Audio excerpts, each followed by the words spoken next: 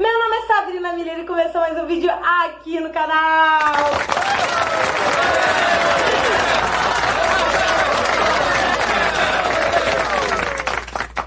Então, gente, no vídeo de hoje eu vou falar pra vocês um pouco da minha experiência com drogas. É isso aí que você ouviu. Não é todo mundo que tem essa coragem de chegar aqui e falar o que fez e aconteceu, e é isso. Só que, entretanto, quem nunca pôs o pé na jaca, né? E se você ainda não é inscrito aqui no canal, você se inscreve, deixa o seu like e bora pro vídeo. Sim, é isso aí que você entendeu. Eu já usei droga sim e eu vim falar pra vocês como foi que isso aconteceu. Então, gente, foi bem assim. Eu tinha uma mãe, que ainda tenho, né? Que minha mãe é evangélica. Eu saía muito, me misturava muito, eu ia para lugares que pareciam lugares de prostituição. Eu via coisas que eu ficava assim, meu Deus, como é que é possível isso? Pessoas andando praticamente toda pelada, assim, e fazendo danças que parecia que tava transando no lugar ali, entendeu? E eu ia para tudo quanto é tipo de lugar e conheci bailes, conheci coisas que eu não podia ir quando eu morava com a minha mãe. E aí eu por sair muito e não estar aqui dentro de casa e me misturar só com quem não prestasse, a minha mãe podia pensar o que fosse de mim, porque eu andava com todo mundo que não prestava. Porque como todo adolescente, eu ando com prostituta, eu não sou prostituta, eu ando com piranha, eu não sou piranha. Porque todo adolescente pensa assim, né? E eu pensava assim também, não é porque eu ando com quem usa droga que eu vou usar. E aí eu pensava que tava saindo bonita na foto, né? E eu andava com qualquer tipo de pessoa assim, e tava nem aí, me chamava pros lugares, eu ia mesmo, e a gente saindo de segunda a segunda, dormia pra acordar pra poder sair, e rolou um boato. Nesse meio período rolou um boato que uma prima minha falou pra minha tia, que minha tia falou pra minha avó, e minha avó falou pra minha mãe, que me viu fumando maconha em um lugar. E esse lugar era um lugar que meu irmão, que não tá morando comigo, meu irmão ficava nesse lugar, então não tinha nem como ser verdade, porque meu irmão ficava nesse lugar. E nessa época eu não tinha experimentado nenhum cigarro, eu saía, mas eu não bebia, eu saía, mas eu não usava droga, eu saía, mas eu não fazia nada, eu não ligava para nada. O meu negócio era estar ali, dizer que tava, e dançar e se divertir, e o meu negócio era isso, né? E então, a minha mãe, ela não me procurou. A minha mãe não me procurou para saber se era verdade, se não era. Eu ouvi outro boato que a minha mãe me denunciou para o conselho tutelar e que eles vieram atrás de mim, falando justamente sobre esse fato aí, que eu estava fumando maconha. E aí eu fiquei muito magoada, porque por ela ser minha mãe, eu acho que ela não teria que ter me denunciado, ela teria que ter conversado comigo. Na época, como todo adolescente rebelde, mais uma vez eu não entendi minha mãe. Sendo que a minha mãe, ela não teve mãe. A minha avó não criou minha mãe. Minha mãe viveu largada pelo mundo e nem por isso ela virou alguma coisa de ruim. Pelo contrário, minha mãe é uma diaconisa, uma mulher de Deus. Eu tenho uma família que não tem um exemplo ruim, assim, vamos dizer. A minha irmã, ela é da igreja também do Roupão. Minha irmã é muito tranquila, muito calma. Um ótimo de exemplo de irmã, assim. Minha irmã, poxa, é uma super mulher, eu quero ser ela. Poxa, se eu for igual minha irmã, mano, eu tô muito bem. Então eu não tinha exemplos pra virar nada de ruim, né? Minha mãe, por não ter mãe, tinha esse jeito dela, muito neutro, mais pra lá do que pra cá. Mas eu fiquei muito magoada, porque eu achei que a minha mãe tinha que ter me procurado e conversado comigo, não tomado qualquer decisão precipitada. Então eu voltei, eu tava na casa de um amigo, não era aqui, e tava um amigo, essas duas amigas que a gente tinha ido dançar, a gente dançava muito em vários lugares, né, dançava disputando, valendo dinheiro e tal, e eu gostava muito disso. E eu voltei da onde eu tava e eu vim pra cá, perto da minha casa, e é onde que eu ficava com essas meninas. E lá eu conheci um amigo, que eu achava que era meu amigo, né? E aí eu falei com ele que eu queria fazer. Eu queria fumar, eu queria experimentar. Mas ele falou pra mim, não, mas como assim, tá maluco? Você não faz isso. E ele já fazia. Ele, não, você não faz isso, você não é assim e tal, você não sabe do que você tá falando. E eu falei, se você gosta mesmo de mim, se você gosta da minha amizade mesmo, faz só o que eu tô te pedindo, você vai, a gente vai comprar, eu vou te dar o dinheiro, a gente vai usar e acabou, é isso. Então ele fez o que eu falei, a gente foi lá, comprou, foi pra casa dessas meninas e a gente usou. E aí a gente provou e eu não sabia nem como fumar, eu só sabia que na minha mente eu tava, como se fala? Na minha mente eu tava me vingando de alguma maneira, eu tava me vingando da minha mãe. Na minha cabeça eu tava me vingando dela, porque já que ela acha que eu sou isso mesmo, agora mesmo que eu vou fazer, porque agora vai falar com razão. E na minha mente eu pensava assim, né? E aí eu experimentei, eu não sabia usar e não me dava muita onda porque eu não sabia usar. E então eu achava que isso dali tava maneiro. Sempre ouvi muito falar sobre que essa droga era uma viagem, mas eu nunca escutei falar que era uma viagem sem volta. Que pra muita gente que o usou pela primeira vez não conseguiu parar, porque é uma coisa que realmente vicia.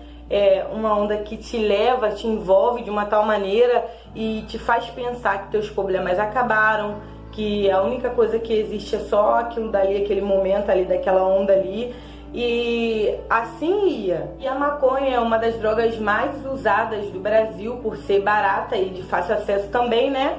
Então, tipo, não tinha dificuldade para poder a gente fumar, a gente achar, entendeu? Não tinha dificuldade, era uma coisa muito fácil de ter acesso. Então aquilo que era só para experimentar ou até mesmo uma vingança virou uma rotina de todos os dias.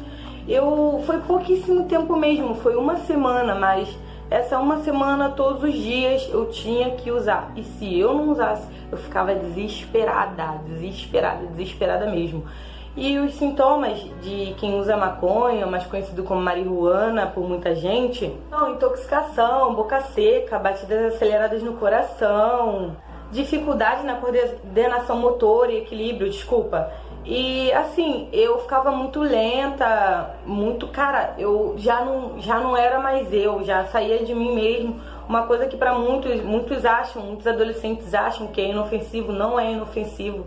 Me deixava tão lenta, tão retardada e eu comecei a agir de forma que não era eu mesmo e eu via tudo diferente, ria à toa, era uma vergonha que pra mim parecia que estava sendo engraçado, que no olho de todo mundo estava sendo engraçado, mas na verdade eu estava passando uma vergonha que nem eu mesmo sabia que eu estava passando. Algo também muito importante pra mim era que eu fazia parte de um grupo descolado. Eu tava sempre nas baladas, estava saindo pra caramba.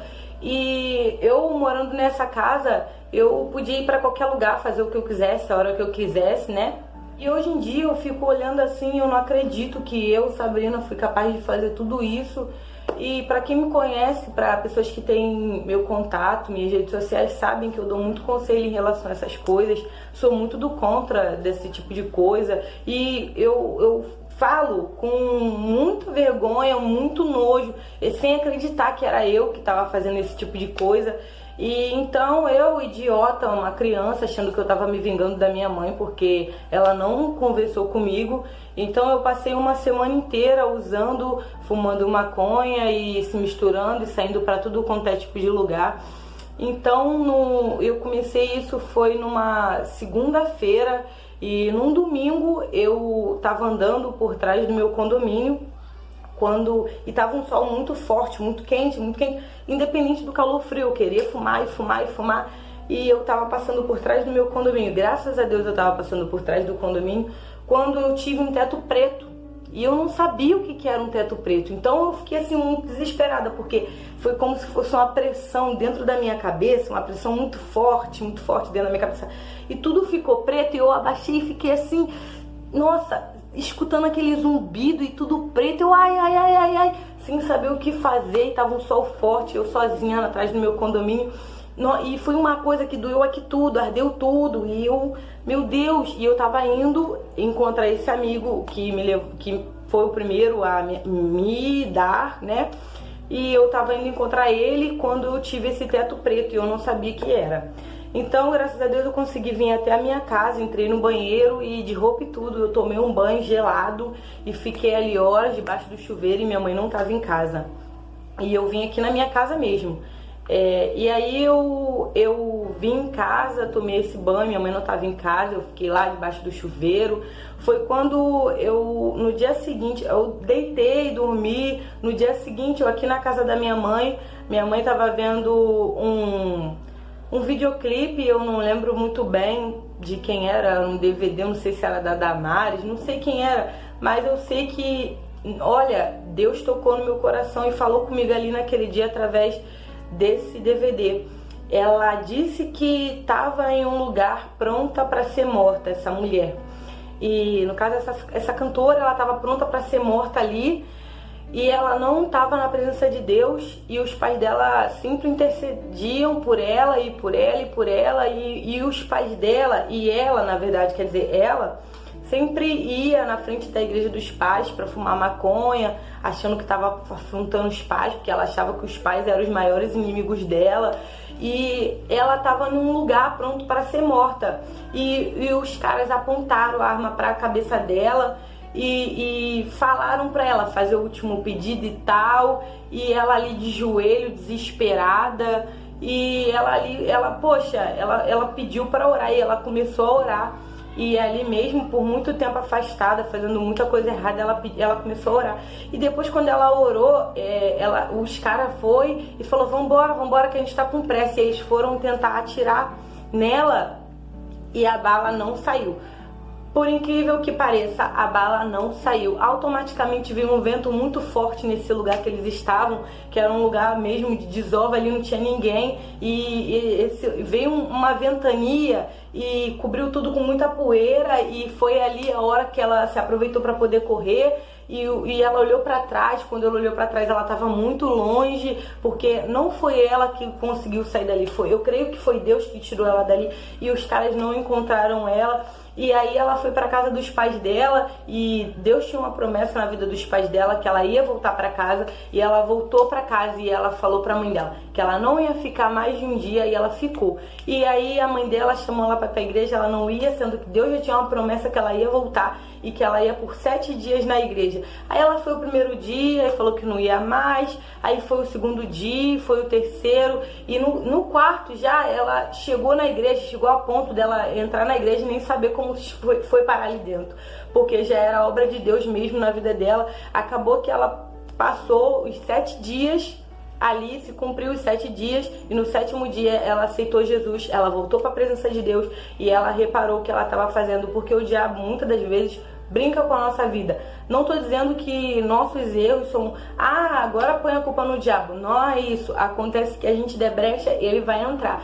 E então eu, jovem, adolescente, achando que estava me vingando da minha mãe, que poxa, só quer meu bem, e eu achando que estava me vingando dela, fumando mesmo, porque eu achava, fala mal, então agora mesmo que eu vou fazer, e agora eu vou ser o que você diz. Realmente fiquei muito magoada com a minha mãe, né? Acho que qualquer um no meu lugar ficaria, mas eu, por ser muito infantil, inexperiente e idiota, eu achei que eu tava agindo da forma certa. Hoje em dia eu vejo que foi tudo uma burrada e eu só tava passando vergonha, na verdade, mas graças a Deus eu tô aí. E gente, eu não aconselho vocês a ficar nesse mundo das drogas da mesma forma que eu mal comecei e parei. Eu creio que todo mundo aí pode parar, porque eu botei na minha cabeça que eu não tava, fazendo nada pra me vingar da minha mãe, eu tava fazendo mal pra mim mesmo. Então, às vezes, o maior vilão de todos os nossos problemas, muitas das vezes, somos nós mesmos. Então, gente, se você tiver força de vontade, você quiser sair do vício, você usa alguma coisa, você é cachaceiro, seja você fumante, seja você o que for, se você ter força de vontade, botar isso no teu coração, Deus vai te ajudar da mesma forma que me ajudou, porque eu tive tudo para poder ser tudo que não presta no meio de tantas coisas que eu convivi, mas graças a Deus, Deus não me fez para isso, e eu creio que como Ele tem uma obra linda na minha vida, Ele também tem na sua. Então, se eu conseguir e não permaneci nas coisas erradas, eu creio que vocês também podem não permanecer. Feio é permanecer no erro, sabendo que é feio o erro. E esse daí foi o vídeo, espero que vocês tenham gostado. Se você ainda não é inscrito, se inscreve no canal, curte o vídeo, gente, me ajuda, sabe por quê? Porque não é qualquer um que tem a cara de pau de chegar e falar a verdade e ser mulher ou homem pra dizer eu fiz mesmo, mas eu tomei vergonha na cara e melhorei, eu não continuei no erro. Então se você acha que eu tô certa, curte aí, deixa seu like, se inscreve, comenta bastante. E se vocês gostaram desse tipo de vídeo, gente, comenta que eu vou fazer mais vídeo assim. Muito obrigado por vocês estarem aqui me assistindo. Beijão, até o próximo vídeo.